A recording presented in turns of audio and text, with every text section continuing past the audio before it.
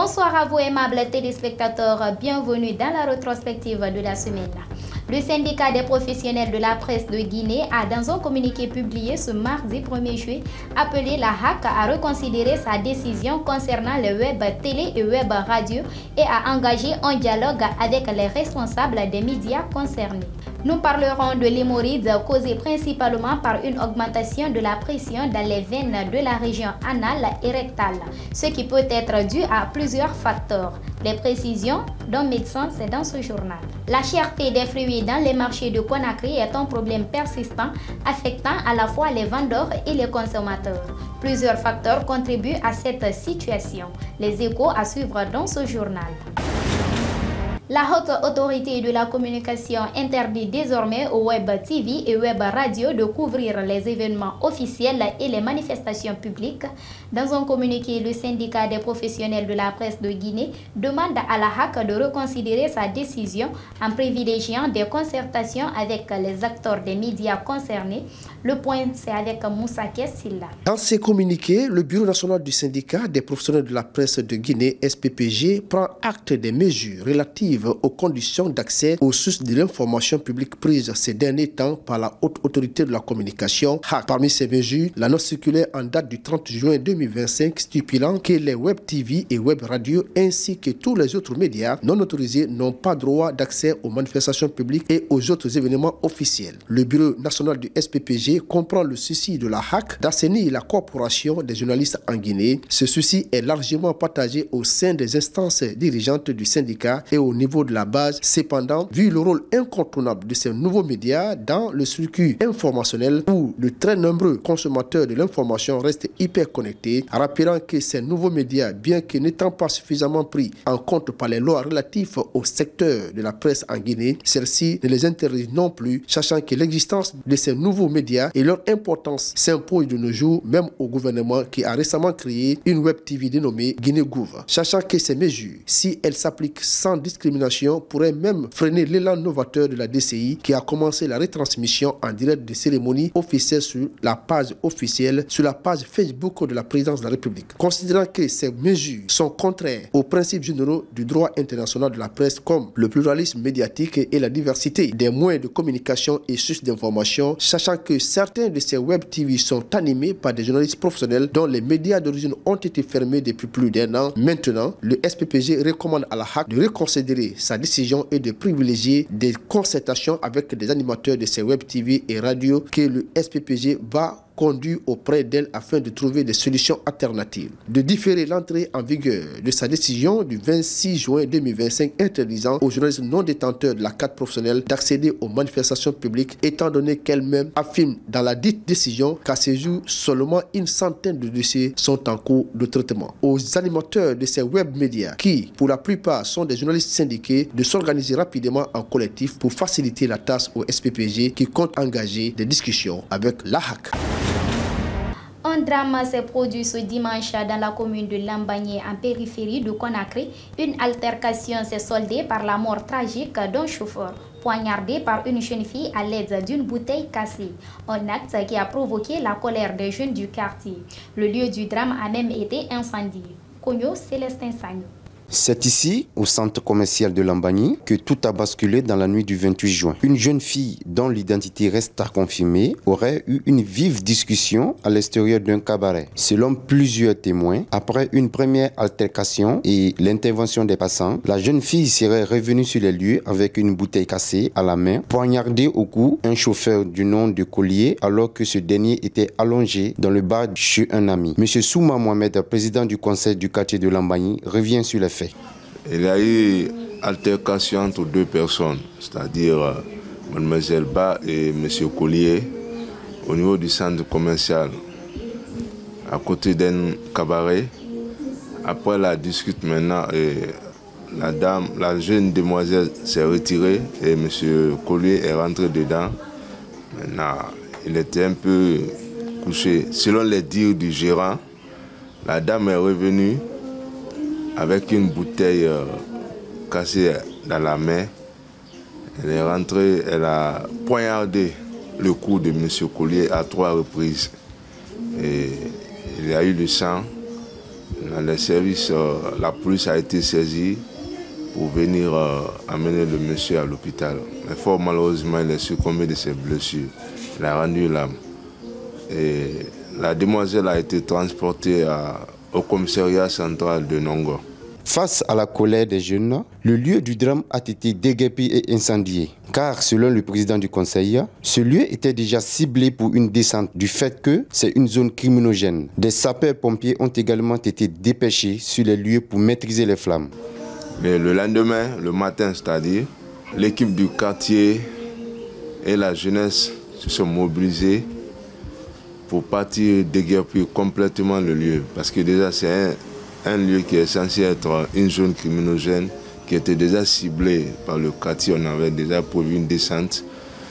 Donc, le lieu a été ravagé, démoli complètement. Et fort malheureusement, il y a un citoyen qui était venu de l'autre côté.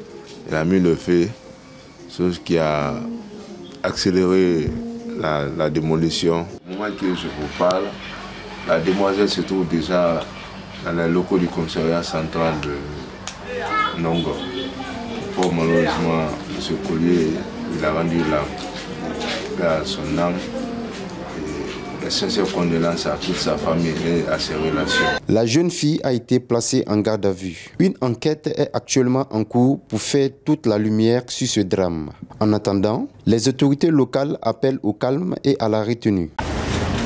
Un nouveau parti politique a vu le jour en Guinée. C'est ce samedi 28 juin à la maison commune des journalistes que le parti Renaissance patriotique a été officiellement lancé en présence de plusieurs acteurs politiques.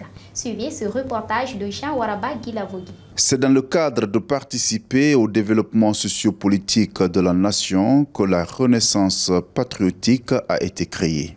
Dans son discours, le coordinateur général du dit parti revient sur l'objectif de cette nouvelle structure politique. C'est pourquoi, au-delà des étiquettes de mouvance ou d'opposition, nous affirmons qu'en période de transition, il n'y a que des acteurs de bonne foi, épris d'esprit de redevabilité, pour être serviables à la nation afin de contribuer à l'établissement d'un État fort et prospère. Nous sommes un mouvement politique engagé, prêt à jouer un rôle stratégique aux côtés du gouvernement de transition et des gouvernements à venir. Car l'État est une continuité, on ne s'oppose pas à un gouvernement en regardant la tête du leader, mais on apporte son expertise pour l'amélioration de la gouvernance parce que nous sommes tous redevables de cette nation qui nous a tout donné. La Renaissance patriotique est un laboratoire civique, un lieu d'analyse et de proposition, un creuset d'idées et d'engagement patriotique. Notre mission est claire, encourager ce qui est juste, alerter ce qui dérive et proposer ce qui est nécessaire. Au sein de ce parti politique, ces jeunes ont pour leitmotiv de bâtir et prôner la paix dans le pays. Le chargé de communication dans la prise de parole donne quelques relations de leurs engagements. Un réveil des consciences citoyennes. La majorité des Guinéens se sentent exclus des décisions politiques et du développement de leur pays. La Renaissance patriotique veut rétablir la confiance entre le peuple et les institutions, redonner aux citoyens sa place au cœur du projet national, promouvoir une démocratie participative où chaque voix compte. La lutte contre la corruption et l'impunité. Ce mouvement donne pour mission de promouvoir l'éthique, la transparence et la redevabilité. Former une génération d'acteurs publics intègres et responsables. La refondation de l'unité nationale.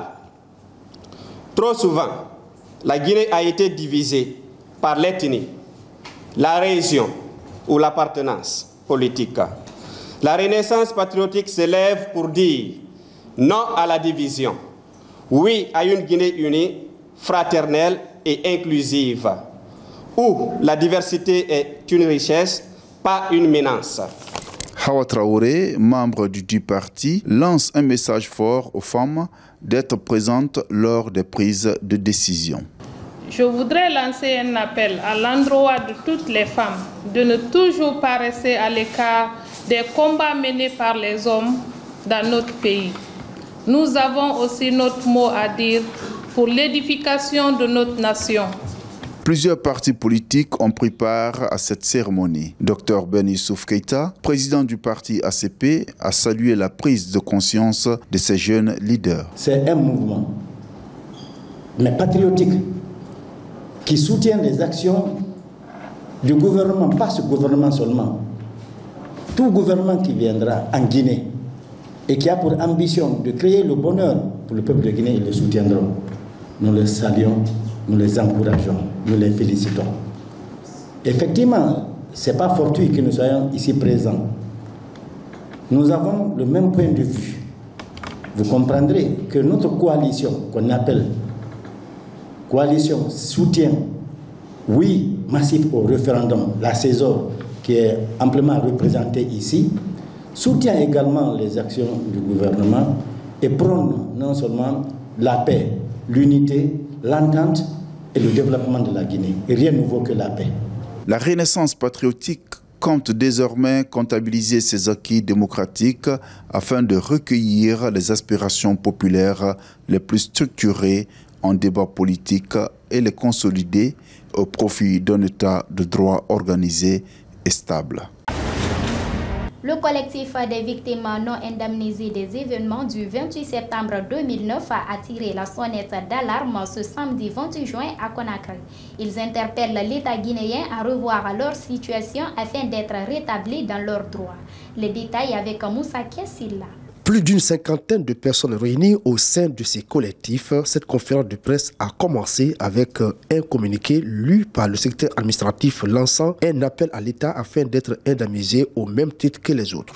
Nous, collectifs des victimes non indemnisées, venons par ce présent communiqué informer à l'opinion nationale, internationale, la Cour pénale internationale, la CPI, les ONG de défense des droits de l'homme et toutes les parties prenantes au procès sur notre situation. En effet, c'est avec joie que nous avions accueilli le décret portant indemnisation des victimes. Mais malheureusement, cette joie n'a été que de courte durée, car nous avions été désagréablement surpris de voir seulement 334 prises en charge sur les centaines enregistrées. C'est pourquoi nous sollicitons humblement l'implication personnelle de son Excellence le général Mamadi Doumbouya, président de la République, afin que cette indemnisation en cours soit élargie à toutes les victimes sans exception. Mais également solliciter une prise en charge des malades qui ont toujours des balles dans le corps et des handicapés à vie. Par ailleurs, nous saluons et félicitons le gouvernement guinéen, la Cour pénale internationale CPI, les Nations Unies, les partenaires techniques et financiers pour la tenue de ce procès historique. Nous tendons également la main aux institutions, aux personnes de bonne volonté, de bien vouloir œuvrer auprès des victimes non indemnisées, car les besoins sont urgents. À tour de rôle, les victimes présentes à cette conférence ont fait part de leur vécu tout en interpellant les autorités compétentes d'intervenir à leur cause pour permettre à ceux qui sont malades de se faire soigner. Ma femme qui a une balle encore dans le ventre parce qu'elle se promène, les docteurs m'ont dit de ne pas toucher cette balle parce que la balle est très glissante dans le ventre. Quand on diligente l'opération maintenant là et que la balle aille très loin, ils seront obligés de faire l'opération générale, qu'elle est très jeune. Donc beaucoup de personnes vit comme elle dans cette association. Je demande, Monsieur le Président de la République, Son Excellence Général Mamadi Doumbouya et son gouvernement à penser à nous. Nous sommes victimes omises du massacre du 28 septembre. Moi, c'est mon père qui était victime, pas moi-même. J'ai tenté et retenté pour leur expliquer que mon père était réellement victime. Il avait eu ce jour 3 balles au niveau de son épaule, mais 2 balles qui étaient extraites, une qui était encore dans son corps, qui n'était pas extraite. J'ai tenté pour que je puisse témoigner, expliquer le monde entier ces événements, comment c'est passé avec mon père, mais l'ONG ne me l'a pas permis. Maintenant, nous demandons au président de la République, Mamadi Doumbouya, de nous aider afin que tout le monde soit indemnisé au même titre. Je vous remercie. Le collectif des victimes demande sans délai leur indemnisation au même titre que celle déjà prise en charge. Pour elle, une prise en charge équitable permettrait aux malades de recevoir des soins nécessaires. Les pluies diluviennes qui s'abattent depuis quelques jours sur Conakry ont envahi plusieurs concessions dans les quartiers de la banlieue. C'est le cas au quartier Yembeya situé dans la commune de Lambagné où plusieurs maisons ont été complètement inondées par les eaux. C'est un réveil difficile pour les habitants du quartier Yembeya dans la commune de Lambagny. La forte pluie qui s'est abattue sur Conakry dans la nuit du mercredi à ce jeudi 3 juillet a laissé derrière elle un lourd bilan d'inondation. Selon les informations recueillies sur place, un grand pont serait bouché par des ordures jetées par des habitants du quartier, empêchant ainsi l'écoulement normal des eaux. Conséquence, plusieurs maisons, des boutiques et des concessions entières se retrouvent piégées dans l'eau. C'est ma maman qui travaille par là, c'est sa boutique, mais à chaque année, toujours c'est les mêmes problèmes. Nous souhaitons à l'État de venir en aide, sinon ça ne serait pas du tout bon. On a tout fait, mais chaque année c'est les mêmes problèmes.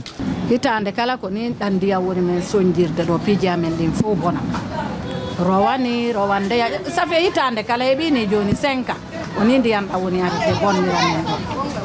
rawani ɓe innono ɗo ɓe arde ɓe wallito men ɗo me ballal heɓaki tawnani aray meɗen tori Mamadi Doumbouya yoɓe yiilu yoɓe wallito men menen kala furu Yembeya ɗo fi Allah hurti annabijo men sonjike ɗo. Les images parlent d'elles-mêmes. Des familles coincées dans leurs habitations, de l'eau jusque dans les salons, des commerces inaccessibles. Heureusement, aucune perte en vue n'est à déplorer. Les dégâts matériels sont bien visibles.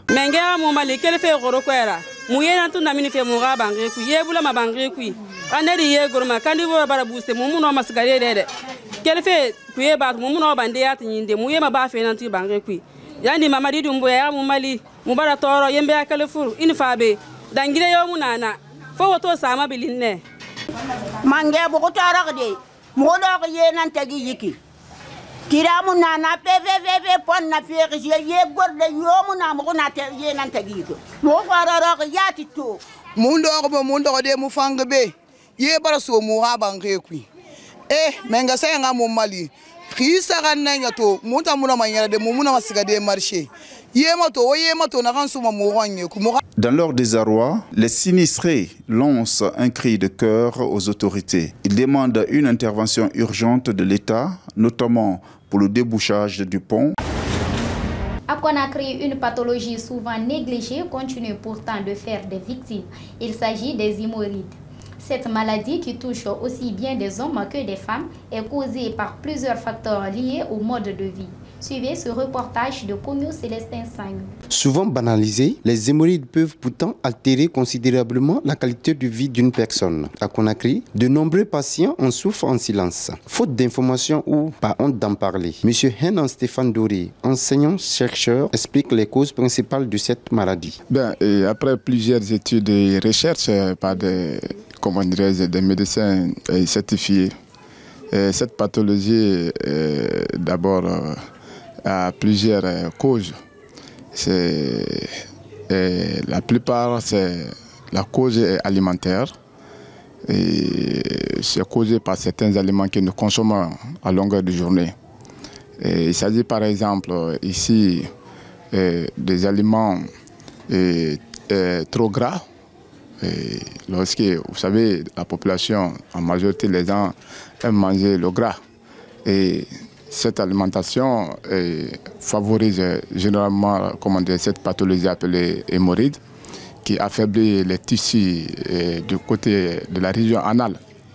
Et ce qui provoque généralement, l'hémorroïde. Nous avons aussi des aliments trop épicés, c'est-à-dire qui contiennent généralement du piment, et du gingembre, du poivre, mais avec excès, ça pourra aussi, favoriser cette pathologie. Vous avez aussi, la consommation excessive de l'alcool. Et voilà, généralement, ça affaiblit les tissus de la région anale, et ce qui peut facilement affaiblir les veines et les tissus de la région, et ce qui provoque généralement la maladie hémorroïde. La constipation aussi, ça provoque, parce que lorsqu'on est constipé et qu'on part à la selle, nous serons obligés ici de nous concentrer pour propulser la selle. Et généralement, ça aussi affecte, ça impacte ces tissus, ce qui fait qu'il y a un gonflement qu'on force, et là, ça provoque aussi ce qu'on appelle la pathologie hémorroïde. Selon lui, une meilleure hygiène de vie pourrait permettre d'éviter bien des cas. Cette maladie avant était réservée aux personnes âgées de 40, à partir de 45 ans jusqu'à l'âge de 3e âge. Mais de nos jours, même les enfants sont exposés à ça. Et il y a des médecins qui ont recommandé au moins de consommer le minimum 1,5 litres par jour. Donc cela veut dire que nous devons boire de l'eau suffisamment. L'alimentation, c'est vrai, c'est la cause principale, mais aussi il y a d'autres activités. D'après les médecins, nous avons ce qui soulève généralement les poids lourds, les activités physiques avec les poids lourds, ça joue généralement sur la partie, ces tissus. Vous avez aussi, il y a des médecins qui ont aussi, déterminé que même le fait de s'asseoir longtemps en place peut aussi causer, cette pathologie. Donc tout ce qui peut causer, cette pathologie hémorroïde, je crois que ce sont des choses que nous devrons éviter. Ce que je peux recommander à la population, cette maladie est en train de ravager. La majorité de la population en souffre.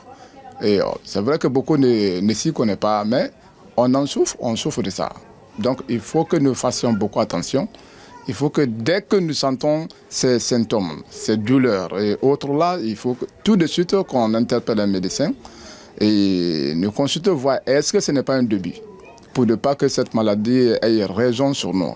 Car aujourd'hui, je vous dis, la majorité de la population souffre de cette maladie. Il n'y a pas une tranche d'âge pour ça. La sensibilisation reste donc essentielle pour que la population prenne conscience de cette maladie. Une pathologie certes sans gravité dans la plupart des cas, mais dont les complications peuvent être graves si elle est négligée. Et puis, dans la section fruitière, les vendeuses se plaignent de la cherté des fruits locaux entièrement cultivés en Guinée. Elles interpellent les autorités compétentes à revoir cette situation. Les détails avec Moussa Kessila. Dans les marchés de la capitale, plusieurs vendeurs de fruits rencontrent de multiples obstacles, entre autres la détérioration rapide des produits et la baisse de la clientèle grâce à leur cherté. C'est le cas de cette vendeuse rencontrée au marché Lambaye.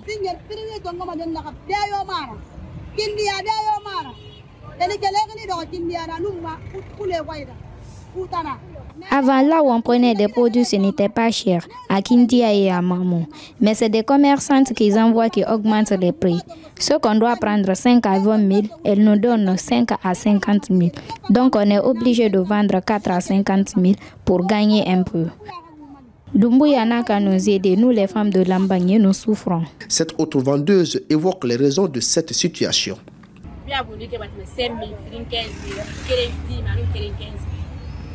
Un avocat se discute entre 1 à 5 000, 2 à 15 000, 1 à 10 000 et 1 à 15 000. Le problème vient de là où nous prenons à Matoto. On ne peut pas vendre au même prix qu'on achète, sinon on ne gagnera rien. Et ça serait une perte pour nous. Même son de cloche chez cette autre dame, vendeuse d'acajou, qui d'ailleurs demande l'aide au président de la République, le général Mamadi Doumbouya. Tout ce qu'on revend est cher. Elles veulent beaucoup d'intérêt. Ce qui est cultivé chez nous, de l'acajou, le kilo se vend à 50 000. Ou pourtant, ça ne se dédouane pas. Dites à Mamadi Doumbouya de nous aider. Face à ces difficultés, les vendeurs de fruits demandent l'implication rapide des autorités afin de trouver une solution adéquate à leur situation. C'est tout pour cette rétrospective, aimables téléspectateurs. Merci de l'avoir suivi. Restez connectés sur Guinée Buzz. Les infos sur nos plateformes digitales, Facebook, LinkedIn, Instagram et Twitter. Prenez soin de vous. Au revoir.